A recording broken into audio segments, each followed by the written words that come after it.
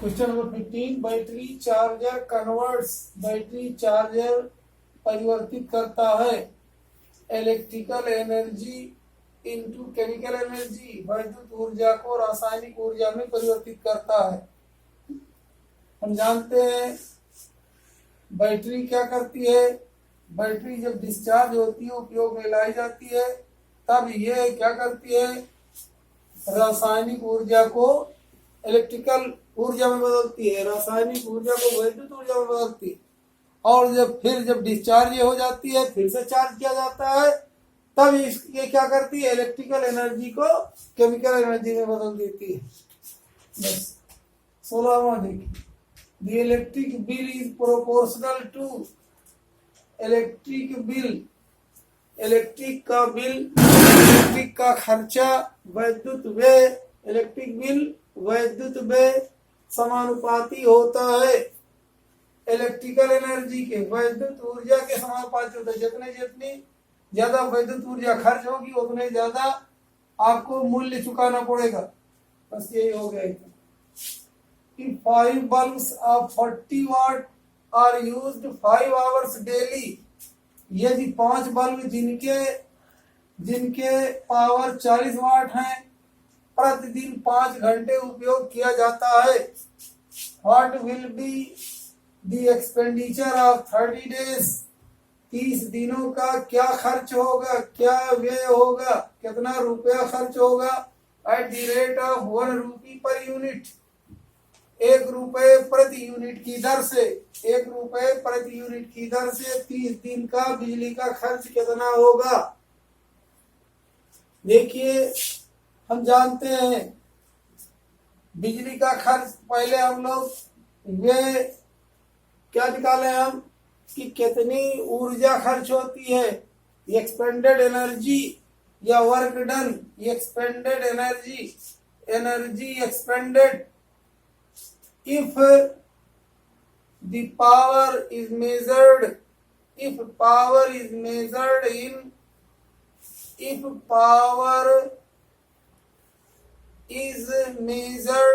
मापा जाता है, is measured in kilowatt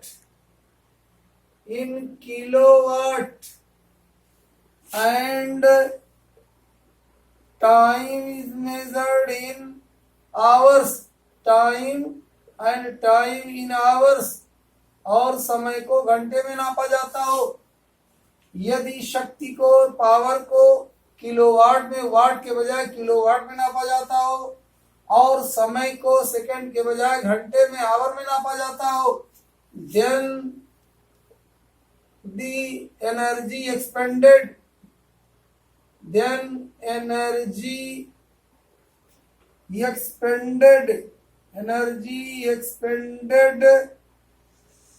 will be in kilowatt घंटा, kilowatt hour, kilowatt into hour और यूनिट। यदि शक्ति को किलोवाट में नापा जाए और समय को घंटा में नापा जाए, तो वे ऊर्जा, एनर्जी एक्सपेंडेड, तो वे ऊर्जा को की इकाई किलोवाट आवर होती है या यूनिट होती है। अब हम लोग पहले निकालेंगे 30 दिन में कितनी ऊर्जा खर्च हुई, कितनी यूनिट बिजली खर्च हुई। उसके बाद फिर हम उसका मूल्य निकालेंगे, उसका कास्ट निकालेंगे, एक्सपेंडिचर यानी व्यय या खर्चा, कास्ट कीमत निकालेंगे। देखिए, तो हम जानते हैं व्यय ऊर्जा W is equal to P into T, शक्ति गुणे समय, पावर इंटू टाइम। वे ऊर्जा तो कितनी हो जाएगी, पावर को हम लोग नापेंगे किसमें, किलोवाट में। कितना किलोवाट है, 40 वाट का एक बल्ब है, कितना है, 40 वाट। 40 वाट को आप किलोवाट में बदलेंगे तो हो जाएगा 40 बटा 1000, किलो माने 1000, 1 किलोवाट बराबर 1000 वाट। चेक, 1 वाट बराबर 1/1000 वाट किलोवाट। तो 40 बटा इतना कुल कई बल्ब है? 5 बल्ब है। तो 5 बल्ब का कितना कुल शक्ति हो गया? एक बल्ब की शक्ति है 40/1000, तो 5 बल्ब की हो गई 5 गुणे 40/1000। ये प्रतिदिन कितने घंटे जलता है? ठीक है, कितने दिन प्रति घंटा जलता है? 5 आवर्स। तो टाइम कितना हो जाएगा? ये 5 घंटा है एक दिन, और 30 दिन में कुल कितना घंटा हो गया? 30 गुणे 5, 30 गुणे 5, 30 गुणे 5, ये घंटा हो गया। ये इतना, ये घंटा है, टी हो गया। ये पावर है, पी है, पी इंटू टी, ये पावर हो गया। कुल पावर कितना हो गया? 40/1000 गुणे 5। कुल समय कितना हो गया? रोजाना 5-5 घंटा जलता है और 30 दिन तक जलता है, तो 30 गुणे 5 घंटा हो गया। इसको हम कैलकुलेट कर लें, क्या हो जाएगा? ये 0 कट गया, ये 0 कट गया, ये 5 इससे कट गया, 5 दूनी 10, 2 एकम 2, 2 दूनी 4, कितना बचा? 2 पचे 10, 10 तिया 30 यूनिट। कितने हो जाएगी? 30 यूनिट बिजली खर्च हुई। अब इसका हम कॉस्ट निकाल लें, मूल्य निकाल लें या खर्च निकाल लें। कॉस्ट इज इक्वल टू कितना? 1 यूनिट का खर्चा 1 रुपया, तो 30 यूनिट का खर्च कितना हो जाएगा? 30 रुपया हो गया। क्योंकि 1 unit is equivalent to 1 rupee, is a 30 unit will be equivalent to 30 rupees. ये हो गया आंसर। कौन सा विकल्प सही है? ये विकल्प सी इज करेक्ट। 18वां देखिए, मिटा देंगे।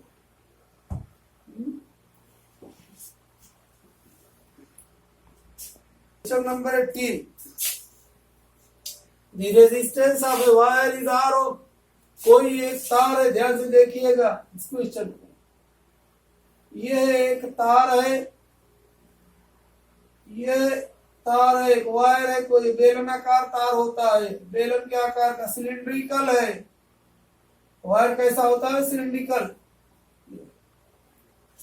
कह रहा है इसका कुल प्रतिरोध है कितना? आर ओम। इसका प्रतिरोध है, रेजिस्टेंस है आर ओम।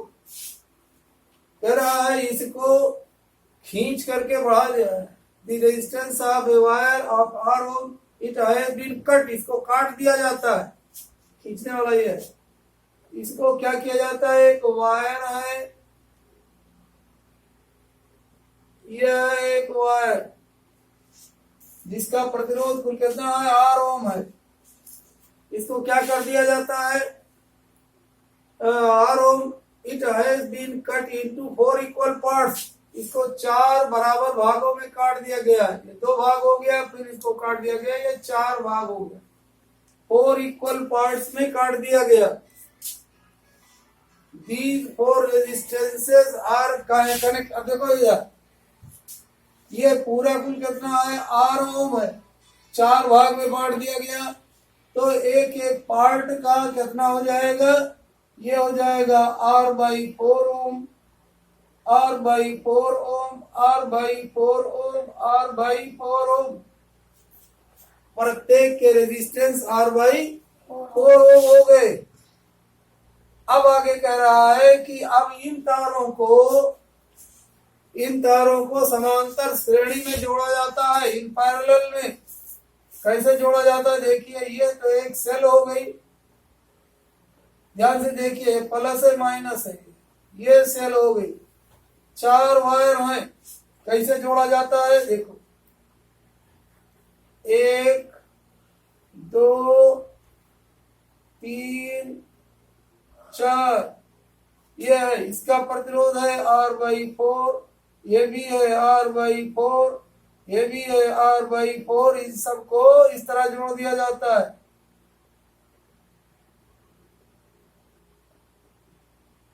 ये सब समांतर क्रम में जुड़े हुए हैं।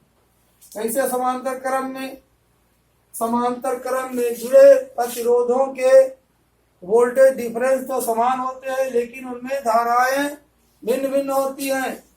डिफरेंट देखिए ये मान लिया आई एम्पियर की धारा यहां तक आई, ये 4 हिस्से में बढ़ गई, 1 2 3 4 हिस्से में, फिर ये चारों यहां आकर के मिल जाती हैं, फिर ये हो जाता है आई एम्पियर की धारा। अब कह रहा है इसका समतुल्य प्रतिरोध इक्विवेलेंट रेजिस्टेंस निकालिए। इक्विवेलेंट रेजिस्टेंस का मतलब इन चारों के स्थान पर केवल एक ऐसा प्रतिरोध जोड़ा जाए कि कुल विभवांतर और कुल धारा का मान जो का त्यों रह जाए। कुल वोल्टेज उतने रह गया, धारा का मान आई एम्पियर रह गया, और कुल विभवांतर वी वोल्ट मान ले रहा है बैटरी का, तो ये फिर वी वोल्ट ही रह गया, वही सेल है। तो ये हम निकालेंगे, कह रहा है कि compare the equivalent resistance with the original resistance.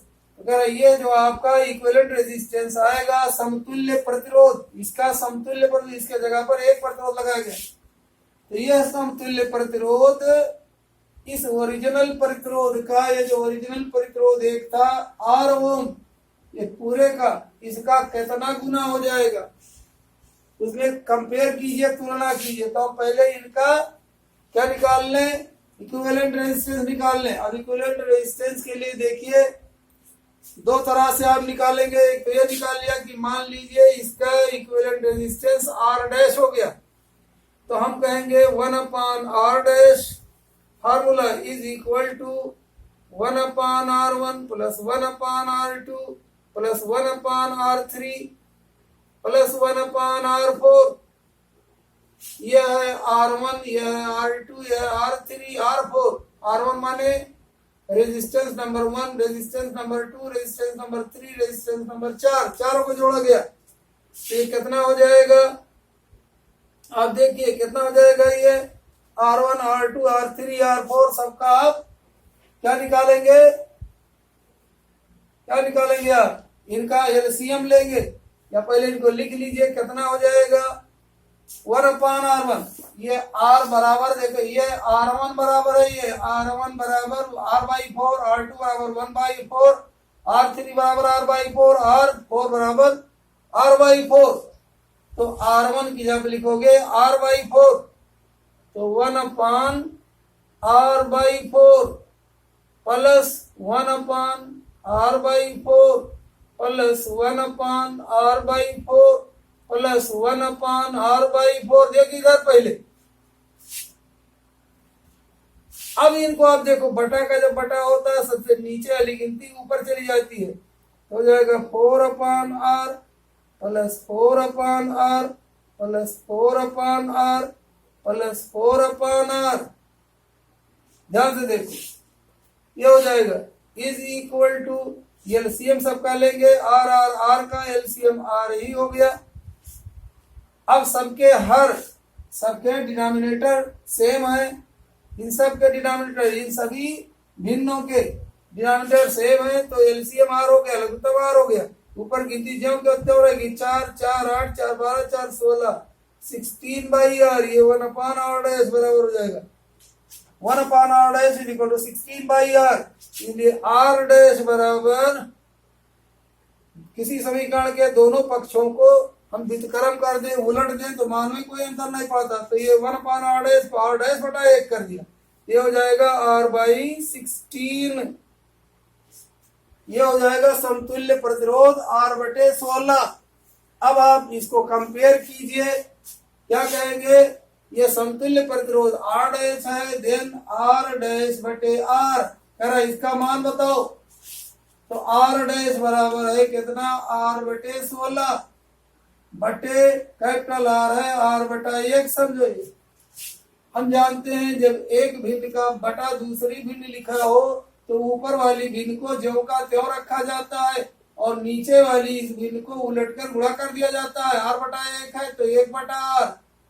अब हम नियम लगाएंगे, दो भिन्नों के बीच में गुणा का चिन्ह हो तो ऊपर का गुणा ऊपर, नीचे गुणा नीचे, तिरछी कटान करना चाहिए, तो जाएगा 1/16। यही आंसर हो गया आपका 1/16, यानी चाहे कहो R/16 या 1/16, यही कौन है, डी वाला सही है। क्या हो जाएगा, डी सही है, ठीक है।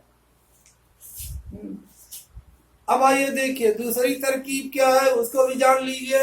इतना लंबा गणना करने की, कैलकुलेशन करने की नहीं जरूरत है, ये तो आप नियम के हिसाब से लिख करके। दूसरा है, यदि समान प्रतिरोध के, जैसे ये समान प्रतिरोध R/4 R/4 R/4 R/4, यदि R और R ओम के दो प्रतिरोध समांतर क्रम में जोड़े जाएं, ये समांतर क्रम में जोड़े गए दो प्रतिरोध, तो इनका समतुल्य प्रतिरोध, दो प्रतिरोध है ABR, तो इनका समतुल्य प्रतिरोध R/2 होता है। इसे याद रखोगे।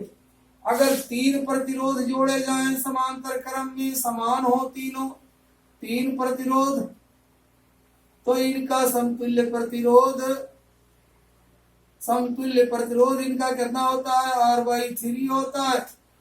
यदि चार प्रतिरोध हो तो इनका समतुल्य प्रतिरोध R/4 हो जाएगा। कितना हो जाएगा, R/4 कितना हो जाएगा, तो प्रत्येक का प्रतिरोध कितना हो जाएगा, ये क्या है, अगर हम 4 ओम है तो R/4, 5 है तो R/5, 6 प्रतिरोध समान है तो R/6 हो जाए। अब यहाँ अपने प्रश्न में देखिए, आपको ज्यादा ये गणना करना नहीं है, ये मुंजबानी आप कर लोगे। कैसे, आपने देखा ये R/4 4 बार है, तो क्या करेंगे, 4 प्रतिरोध है, R/4 4 प्रतिरोध है, तो इनका समतुल्य प्रतिरोध इतना बटा 4 हो गया।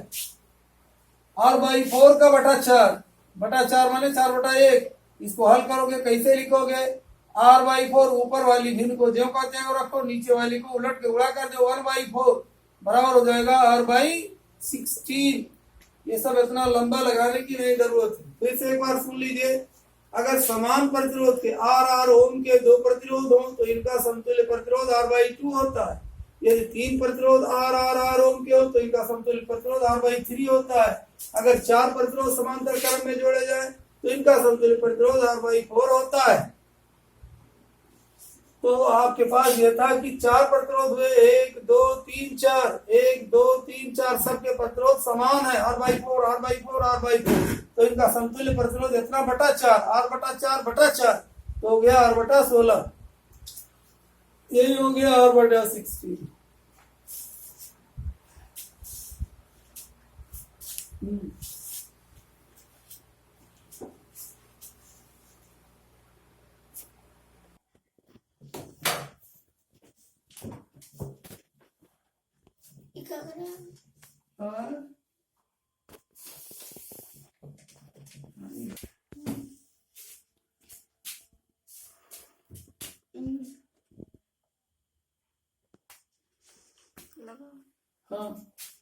Question number 19, the wire of R ओम, एक तार जिसका प्रतिरोध R ओम है, इज एक्सटेंडेड माने खींच कर बढ़ाया जाता है, खींच कर बढ़ा की दिया जाता है इन लेंथ, लंबाई में 3 गुना, 3 टाइम्स।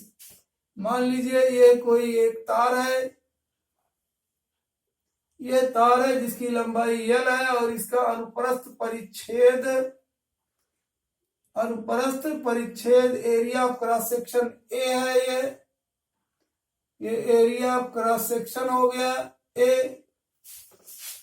अब देखिए कह रहा है इसको खींच करके 3 गुना बढ़ा दिया जाए। जब 3 गुना बढ़ाओगे तो इसकी मोटाई कम हो जाएगी, लंबाई तो बढ़ेगी लेकिन मोटाई कम हो गई। देखो ये 3 गुना बढ़ा दिया गया तब इसकी मोटाई कम हो जाएगी। कितनी कम होगी, अब देखिए, अब ये 3 गुना हो गया, L के बजाय इसकी लंबाई हो जाएगी 3L, मतलब L डैश हो गई तो L डैश बराबर 3L। अब इसका एरिया ऑफ क्रॉस सेक्शन नहीं मालूम है, मान लीजिए ये A डैश हो गया। इस नए वाले की तार की लंबाई L डैश यानी 3L और area of cross section A dash, इसका कितना है, लंबाई है L, एरिया है A मीटर स्क्वायर। तो हम जानते हैं कि इस तार को खींच करके बढ़ा किया गया, यदि बाहर से इसमें हमने कोई मटेरियल डाला नहीं तो क्या हो गया, इसका कुल वॉल्यूम इसके कुल वॉल्यूम के बराबर हो जाएगा। इस नए वाले तार का कुल वॉल्यूम, कुल आयतन पुराने वाले ओरिजिनल तार के वॉल्यूम के बराबर होगा। इसका वॉल्यूम अगर हम मान ले V है वॉल्यूम, इसका वॉल्यूम V डैश है, तो हम कहेंगे V dash is equal to V, V dash is equal to V। और हम जानते हैं बेलन का आयतन बराबर, ये कोई इस तरह से बेलनाकार वस्तु हो, बेलन हो, ये बेलन है तो बेलन का आयतन बराबर होता है आधार का क्षेत्रफल एरिया ऑफ क्रॉस सेक्शन गुणे ऊंचाई। ये ऊंचाई, ये इसको कहेंगे हम ऊंचाई, या ये हो गया यल यहाँ से यहाँ तक, ये एरिया ऑफ क्रॉस सेक्शन है ए, तो इसका volume V is equal to AH होता है। ये फार्मूला है। किसी बेलनाकार वस्तु का आयतन उसके आधार ये बेस का क्षेत्रफल एरिया ऑफ द बेस गुणे हाइट, एरिया अब ये बेस हो गया, ये हो गई हाइट या लेंथ, तो ये हो गया आयतन A। V डैश बराबर कितना हो जाएगा, ये हाइट या लेंथ कितना है, ये है 3L, और area of cross section A dash गुणे 3L is equal to volume, ये कितना हो जाएगा, area of cross section A है, ऊंचाई L है, तो हो जाएगा A इंटू L। अब हम क्या करेंगे, और A dash is equal to, अब देखिए यहाँ A dash is equal to कितना हो जाएगा, AL बटे ये 3L इधर आएगा, गुणे है तो नीचे हो जाएगा 3L, L go away is equal to A by 3।